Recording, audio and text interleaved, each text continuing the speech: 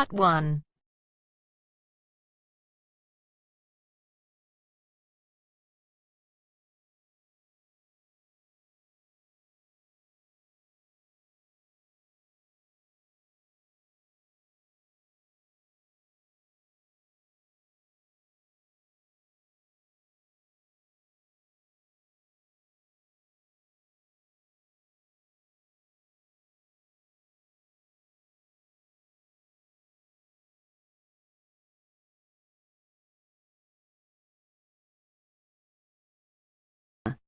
First, you have some time to look at questions 1 to 6.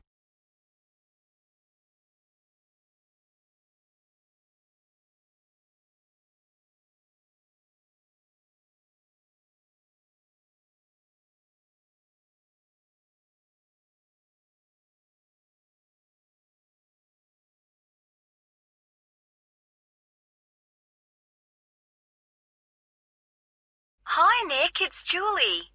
Have you managed to find any information about accommodation in Darwin?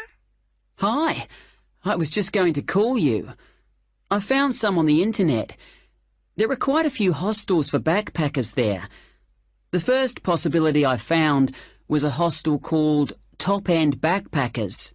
Okay. It's pretty cheap. You can get a bed in a dormitory for $19 per person. Private rooms cost a bit more, but we'll be okay in dormitories, won't we? Sure. So, that hostel has parking, though that doesn't really matter to us, as we'll be using public transport. Yeah. Are there any reviews on the website from people who have been there? Well, yes. They aren't all that good, though. Some people said they didn't like the staff. They had an unfriendly attitude. That's quite unusual in a hostel. Usually all the staff are really welcoming. That's what I thought. People said they liked the pool and the fact that the rooms had air conditioning. But the problem with that was that it was very noisy, so they were kept awake. But it was too hot if they turned it off, so they had to put up with it. Someone told me there's another hostel called Gumtree something. Gumtree Lodge. It costs a bit more. $45 a person. What? Oh, no. That's for private rooms. It's $23.50 for the dorms. That's more like it. It looks to be in quite a good location. A bit out of town and quiet, but with good transport and quite near a beach. Has it got a pool? Yes, and its own gardens. The reviews for that one are mostly okay, except for one person who said they couldn't sleep because there were insects flying around in the dormitories. Not for me then. And I'd rather be somewhere central, really. Right. There's a place called Kangaroo Lodge. They've got dorms at $22, and it's downtown, near all the restaurants and clubs and everything. So that should suit you. And it doesn't close at night. So there's always someone on reception? That sounds good.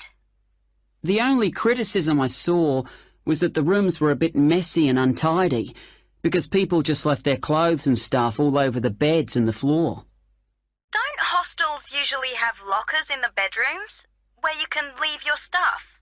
Yeah, they do usually, but apparently they don't here. Still, hostels are never particularly tidy places, so that doesn't bother me. And the same person said that the standard of cleanliness was pretty good, and especially the bathrooms. They were excellent as far as that went. Right. Yeah, I reckon Kangaroo Lodge sounds the best. Me too. Quite a lot of people reviewing it said it was really fun there. Like every night everyone staying there got together and ended up having a party. So it sounds like it's got a really good atmosphere.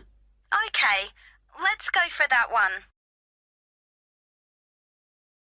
Before you hear the rest of the conversation, you will have some time to look at the questions 7 to 10.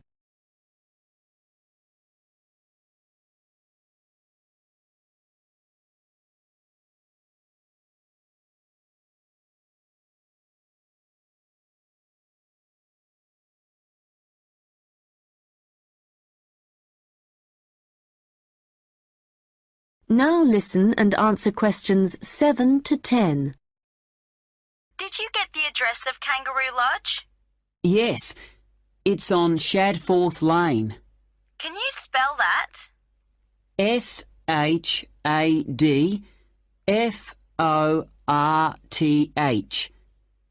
It's near the transit centre, where the intercity buses and the airport buses drop you off. Cool.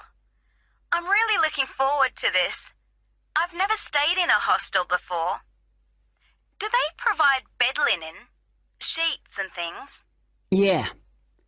And you can usually either bring your own towel or hire one there. But they don't usually provide those for free.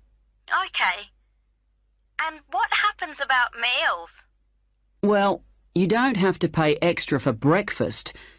It varies a lot in different places, but generally it's okay. And there's usually a cafe where you can buy a snack or a hot meal for lunch. But actually, if you're really travelling on the cheap, usually for every 5 or 6 rooms, there's a kitchen where you can knock up a snack, and that saves a lot of money. Great. Right, well, shall I go ahead and book that?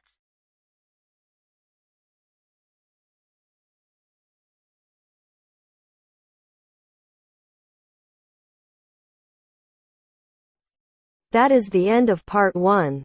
You now have half a minute to check your answers.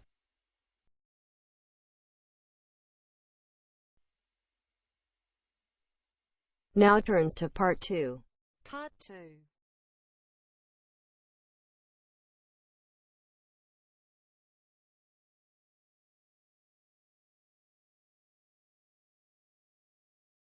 You will hear a guide at an outdoor sculpture park talking to a group of visitors. First, you have some time to look at questions 11 to 16.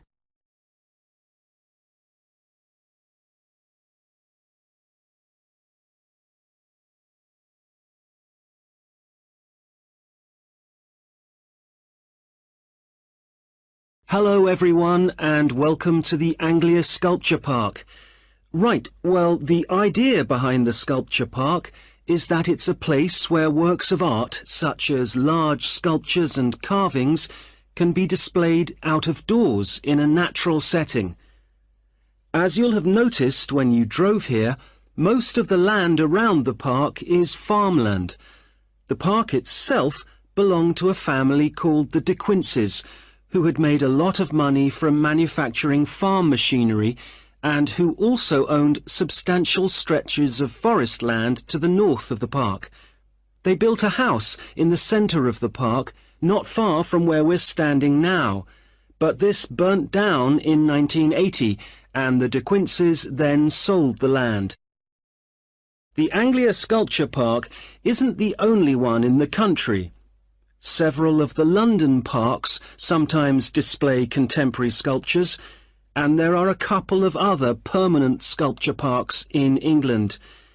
But we're unique in that some of our sculptures were actually created for the sites they occupy here, and we also show sculptures by a wider range of artists than anywhere else in the country. For example, at present we have an exhibition by Joe Tremaine of what he calls burnt sculptures. These are wood and stone sculptures that he's carved and marked with fire to illustrate the ferocity and intensity of the forces that have shaped our planet over millions of years. They look really dramatic in this rural setting. To see some of the sculptures, you'll need to follow the path alongside the lower lake. We had to renovate this after the lake overflowed its banks a couple of months ago and flooded the area. The water level's back to normal now, and you shouldn't have any trouble. The path's very level underfoot. You should be back at the visitor centre at about 4 o'clock. If you have time, it's worth taking a look at the centre itself. It's not possible to go upstairs at present, as builders are working there adding another floor, but the rest's well worth seeing. The architect was Guy King. He was actually born in this part of England, but he recently designed a museum in Canada that won a prize for innovation in public buildings. If you want to get something to eat when you get back, like a snack or a sandwich, the terrace room is currently closed, but you can go to the kiosk and buy something, then sit on one of the chairs overlooking the lower lake and enjoy the view as you're eating. Before you hear the rest of the conversation, you will have some time to look at the questions 17 to 20.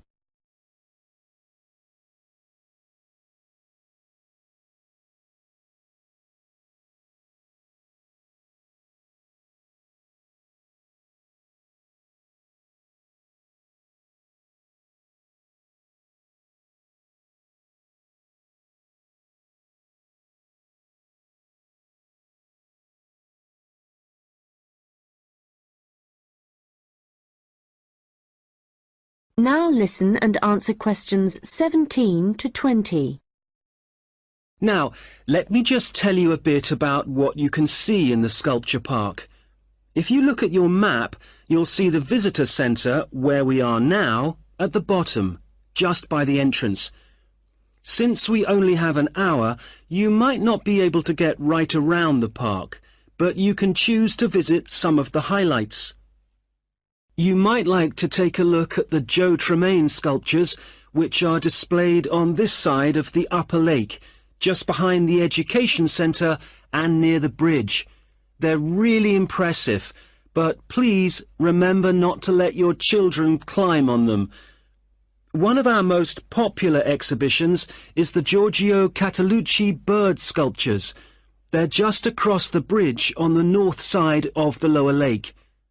I love the way they're scattered around in the long grass beside the lake, looking as if they're just about to take to their wings. You could also go to the garden gallery.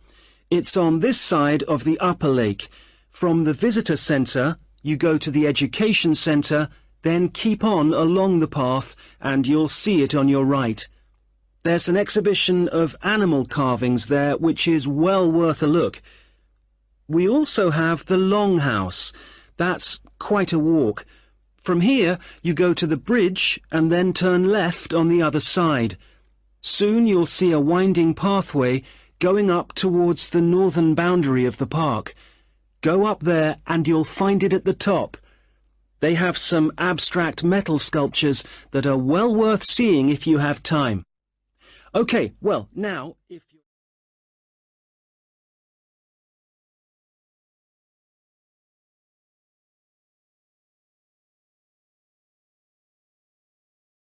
That is the end of part 2.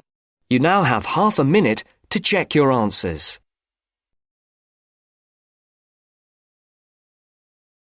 Now turns to part 3. Part 3.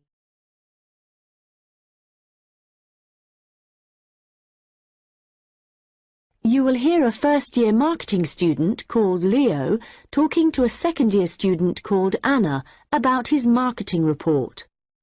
First, you have some time to look at questions 21 to 26.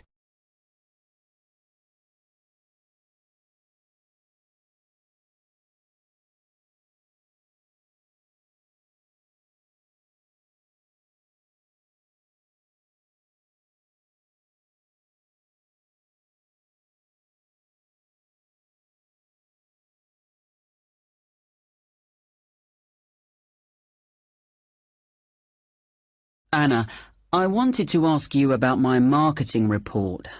I'm not sure about it. That's okay, Leo.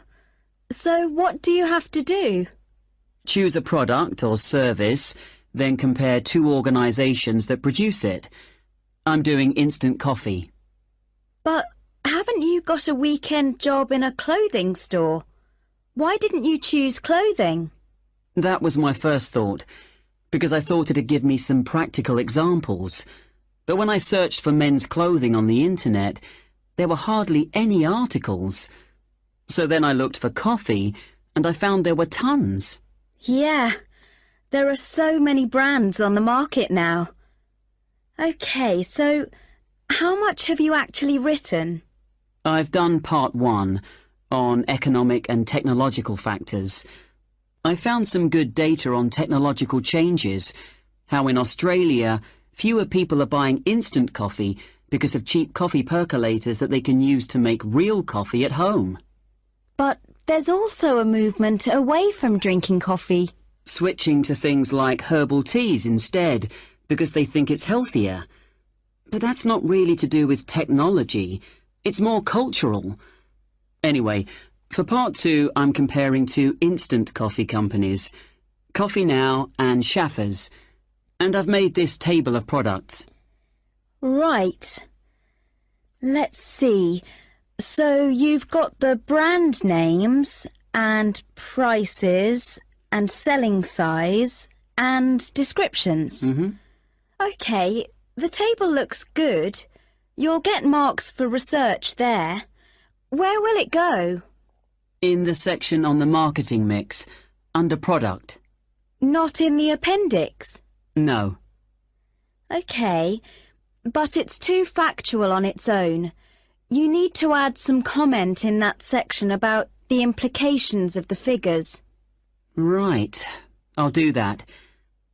Now, I want to say that I think that Schaffers is more of a follower than a leader in the coffee industry.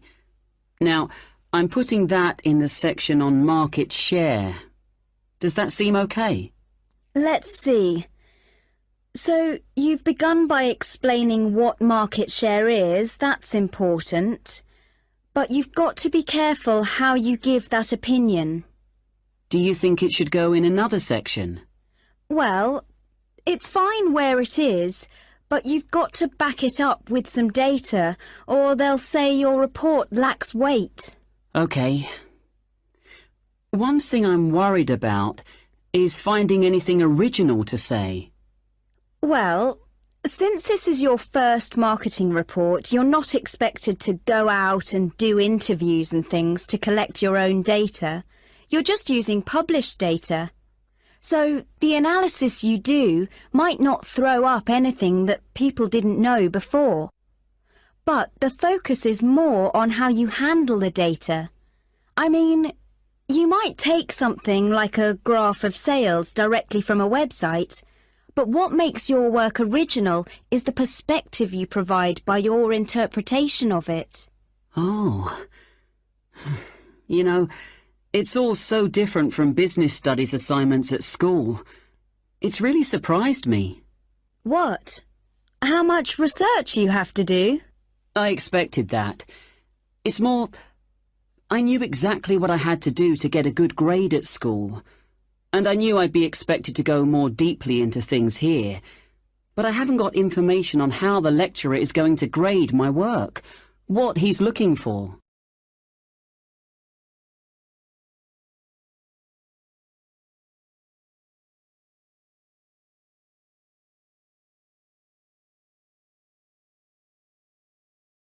Now listen and answer questions 27 to 30.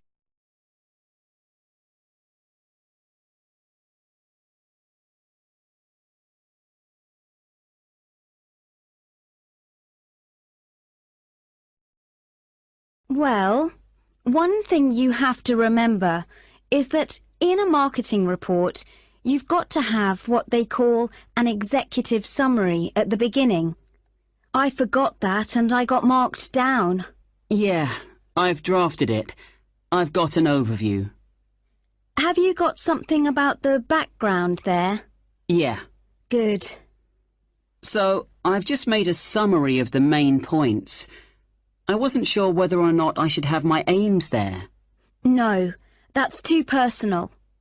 The executive summary is just like what a manager would read to get a general idea of your report if he was in a hurry. Right. Then I'm okay for the first main part, all of the macro environment stuff.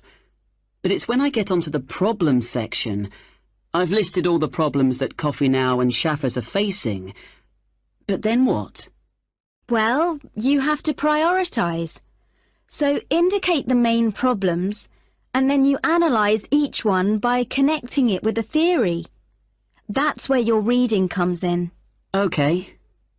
Have you done your implementation section yet? I've thought about it. So that's where I write about what could be done about the problems. Yes. And it's got to be practical, so don't forget to specify things like who would be involved, and the cost, and the order that things would be done in. Right. Well, that shouldn't take long. You'd be surprised. Actually, that's the bit that tends to get badly done because people run out of time. That and the conclusion. Oh, any hints for that? Well, it's got to draw out the main points from your report. So it's got to be quite general. You need to avoid introducing new stuff here. It's got to sum up what you've said earlier. OK. Thanks, Anna. That's been a big help.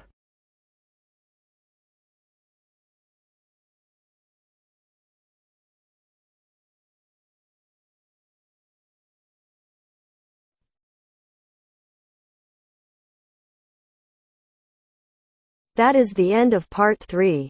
You now have half a minute to check your answers.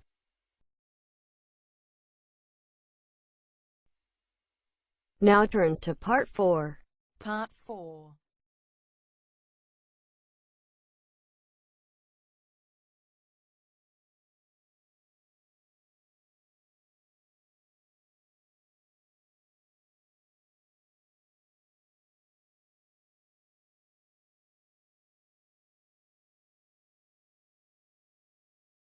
You will hear part of a lecture about the history of fireworks in Europe. First, you have some time to look at questions 31 to 40.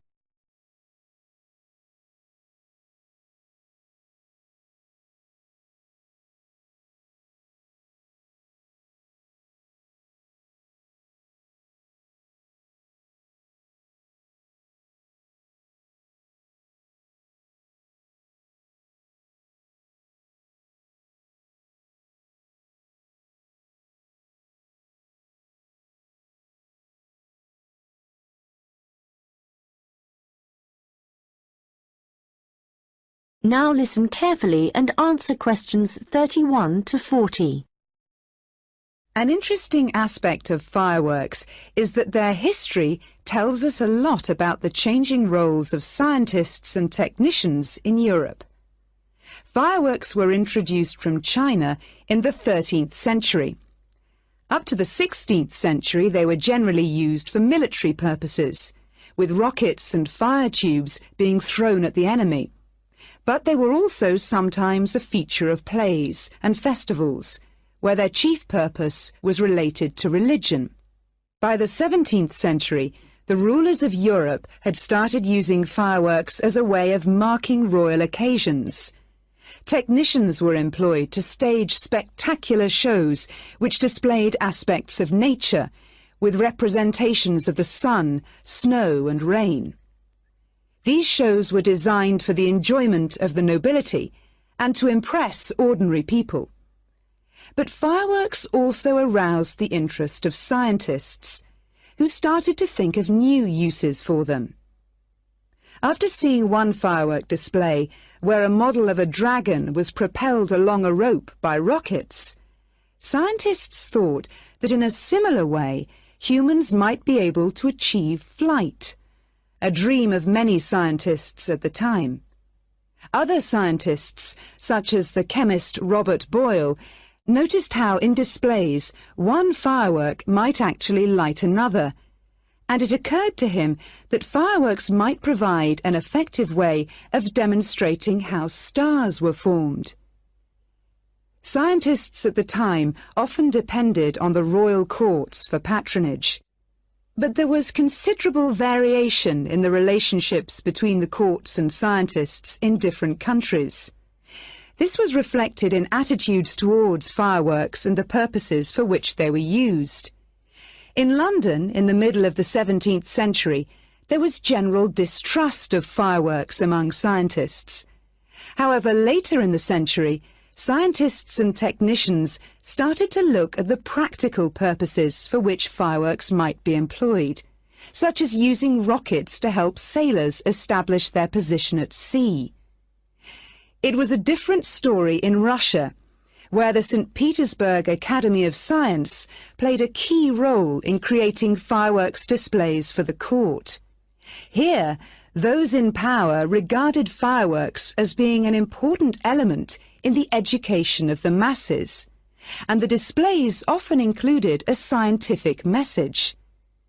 Members of the Academy hoped that this might encourage the royal family to keep the Academy open at a time when many in the government were considering closing it. In Paris, the situation was different again. The Paris Academy of Sciences played no role in staging fireworks displays. Instead, the task fell to members of the Royal Academy of Painting and Sculpture. As in Russia, the work of the technicians who created the fireworks was given little attention. Instead, the fireworks and the spectacle they created were all designed to encourage the public to believe in the supreme authority of the king. However, science was also enormously popular among the French nobility, and fashionable society flocked to demonstrations such as Nicolas Lemery's display representing an erupting volcano. The purpose of scientists was basically to offer entertainment to fashionable society, and academicians delighted in amazing audiences with demonstrations of the universal laws of nature.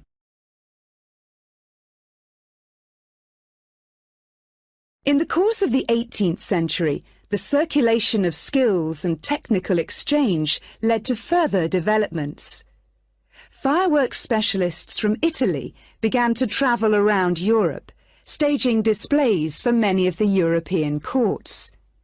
The architect and stage designer Giovanni Servandoni composed grand displays in Paris, featuring colourfully painted temples and triumphal arches. A fireworks display staged by Servandoni would be structured in the same way as an opera, and was even divided into separate acts. Italian fireworks specialists were also invited to perform in London, St. Petersburg, and Moscow. As these specialists circulated around Europe, they sought to exploit the appeal of fireworks for a wider audience, including the growing middle classes.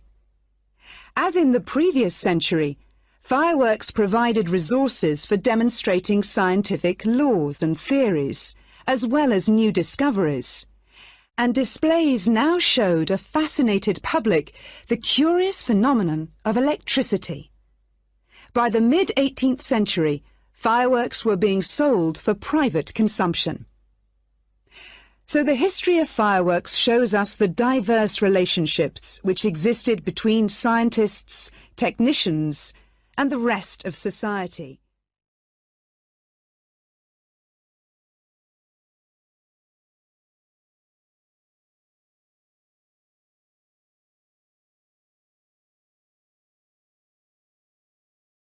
That is the end of part 4. You now have half a minute to check your answers.